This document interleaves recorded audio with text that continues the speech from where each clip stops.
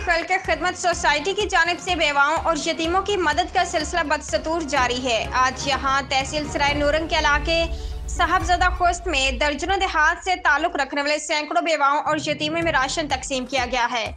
Ration आटा, चावल, चीनी, घी, चाय पत्ती, खजूरें और जामे शीरी शामिल हैं। इस मौके पर खिदमत खल्क सोसाइटी के चेयरमैन साहबजादा सबकतुल्लाह खान का कहना था कि मौजूदा महंगाई की वजह से यतीम और बेवाएं शदीद मुतासिर हैं। महंगाई की वजह से उनके चूल्हे बुझ गए हैं।